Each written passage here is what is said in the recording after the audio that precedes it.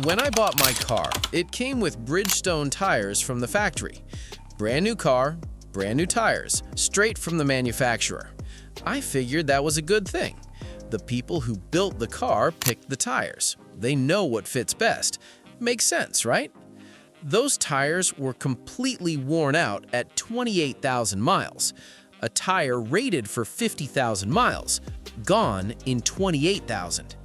And when I started digging into why, I found out something that the car industry has known for decades and never volunteers to tell you. The tires on your new car are not the best tires that fit your car. They are the cheapest tires the manufacturer could put on it without getting sued. Let me show you exactly how this works. Car manufacturers don't make tires. They buy them from tire companies. Bridgestone, Michelin, Continental, Goodyear. And when they're speccing out a new vehicle, they go to those companies and they negotiate volume pricing, multi-year contracts, hundreds of thousands of units. The tire companies want that contract. It's guaranteed revenue and it puts their name in front of every person who buys that vehicle, so they compete for it.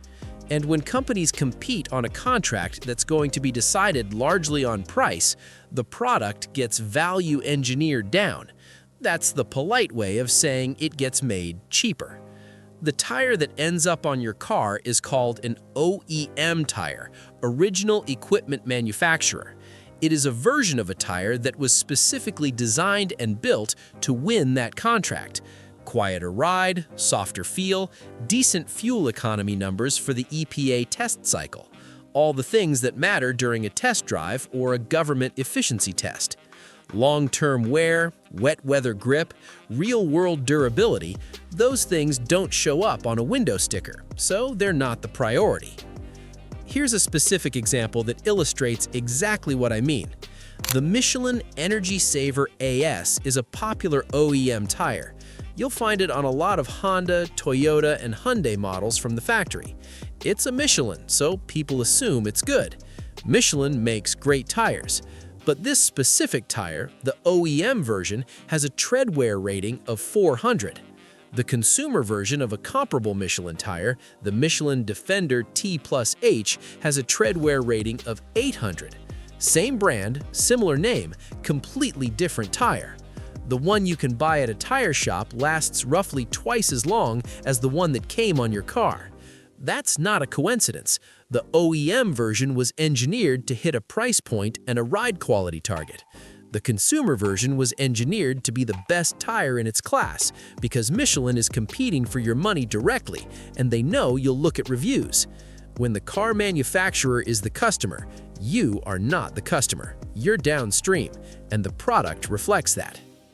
Now, let me talk about the handling piece, because this one really got me. OEM tires are typically spec'd softer than what the vehicle is actually capable of. Manufacturers do this on purpose. A softer tire absorbs more road noise and vibration. It makes the car feel more refined during the test drive. It makes automotive journalists write about how smooth and comfortable the ride is. But soft tires have more sidewall flex. More flex means slower steering response, more body roll in corners, and a mushier feel overall. The car you're driving every day is actually being held back by its own tires. I swapped my OEM Bridgestones for a set of Continental Pure Contact LS tires at 28,000 miles. Same size, same car. And the car felt like it had been tuned. The steering had more weight to it. Turn-in was crisper. On the highway, it tracked straighter with less correction. Nothing changed on the car, just the tires, but it drove better than it ever had from the dealer. That's how much of a gap there is between what your car is capable of and what the factory decided to put under it. Let me give you the braking numbers, because this is where it gets serious. In independent testing done by Tyre, which tests tires the same way I described in my last video, standardized conditions, same vehicle, measured stopping distances, OEM tires consistently score in the bottom half of their category for wet braking. The OEM Bridgestone Turanza that came on my car stopped from 60 miles per hour on wet pavement in about 182 feet in testing. The Continental I replaced it with stopped in 154 feet. Same car, 28 feet shorter. 28 feet, that's 2 car lengths. On a wet road, braking hard, 2 car lengths is the difference between a close call and a collision. And again, this was a Bridgestone, a real brand, a well-known name on a car that cost me $32,000, and it was still 28 feet worse in wet braking than a tire I bought myself for less money per tire than what Bridgestone charged the manufacturer. Here's the other part of this that nobody talks about. Because OEM tires are designed specifically for that vehicle, they're also harder to find when you need to replace just 1 or 2. And when you do find them, they're often more expensive than better aftermarket alternatives. The specialty fitment becomes a pricing trap. Your dealer will quote you OEM replacement tires because that's what's in their system. The margin on those tires is good. There's no incentive for them to tell you there's a better tire available for less money. I've talked to multiple tire shop managers about this. Every single one of them said the same thing. Nobody who works in tires buys OEM replacements for their own cars. They know exactly what I just told you. The aftermarket options at the same price point are almost always better. Now, I want to be fair here because this isn't black and white. There are situations where the OEM tire is actually well matched to the car. Performance vehicles, sports cars, track-focused trims often come with tires that are genuinely excellent because the manufacturer knows buyers in that segment will notice and care about handling. The OEM tires on a Porsche 911 or a BMW M car are not cost-cut products. They're tuned to work with the suspension setup.